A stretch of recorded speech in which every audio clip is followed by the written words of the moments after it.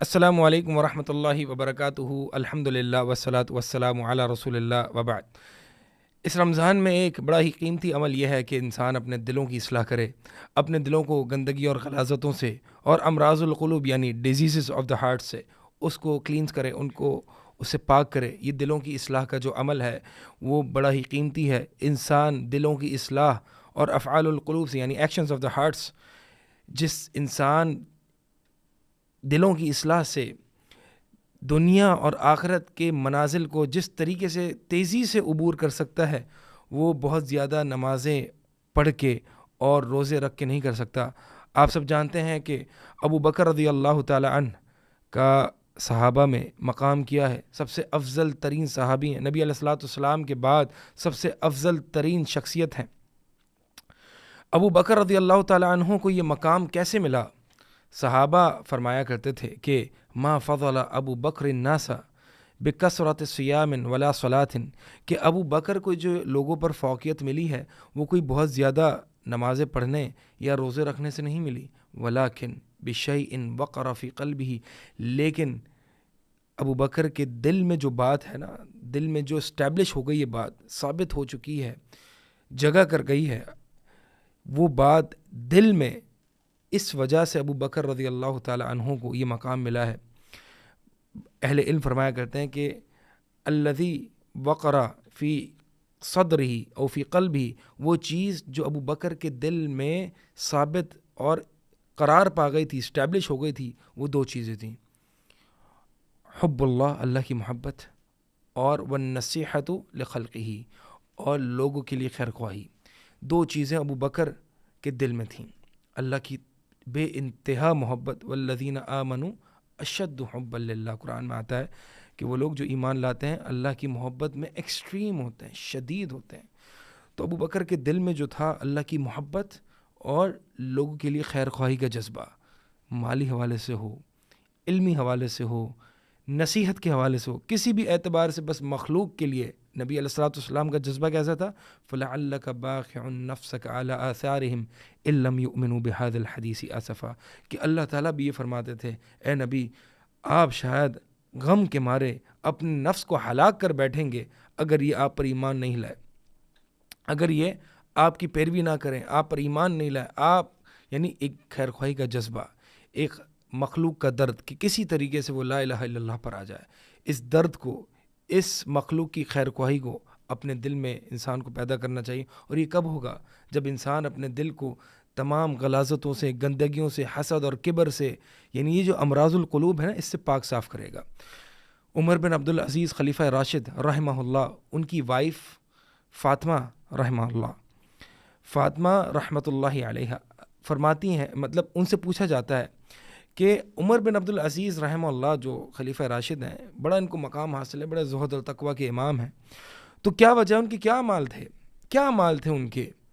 تو ان کی وائف کہتی ہیں کہ اللہ کی قسم وہ کوئی بہت زیادہ نمازیں پڑھنے والے اور روزے رکھنے والے نہیں تھے، لیکن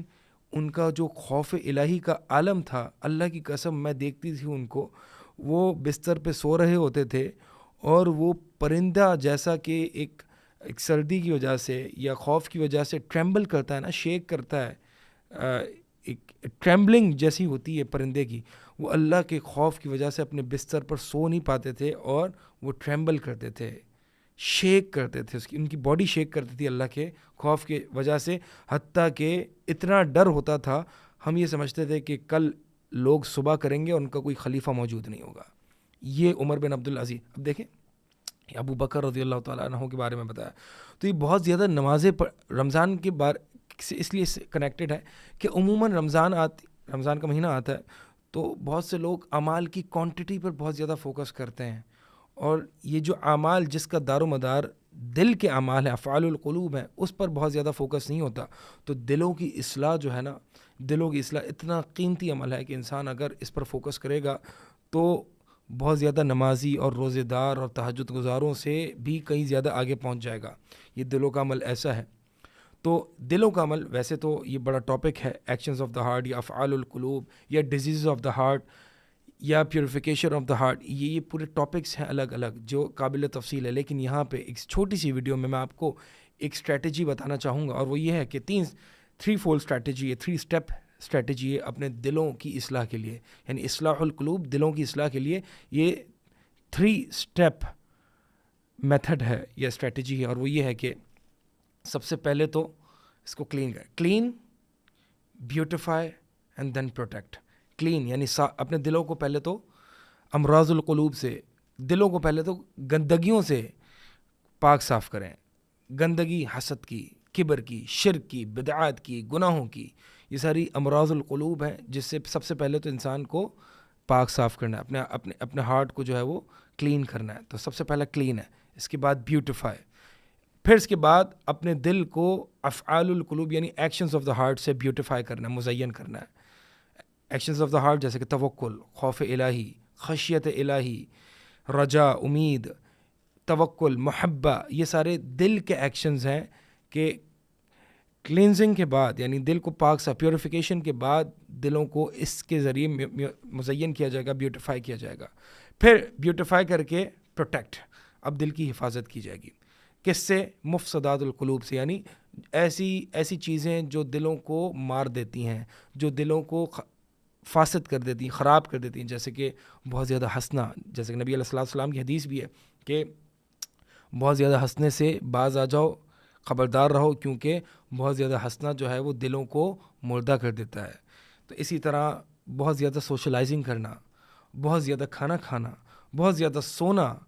اور اسی طرح بہت زیادہ گناہ کرنا، یہ ساری وہ چیزیں ہیں جو انسان کے دلوں کو فاسد کر دیتے ہیں، خراب کر دیتے ہیں، اور اس کو جو ہے وہ مرض میں مبتلا کر دیتے ہیں. تو اس اسٹریٹجی کو مطلب یاد رکھیے اور اس میں مزید علم حاصل کرنے کی کوشش کیجیے. Clean, beautify and protect. اللہ تعالیٰ سے دعا ہے کہ اللہ تعالیٰ عمل کی توفیق عطا فرمائے. اقول قولی ھذا استغفر اللہ لی ولکم.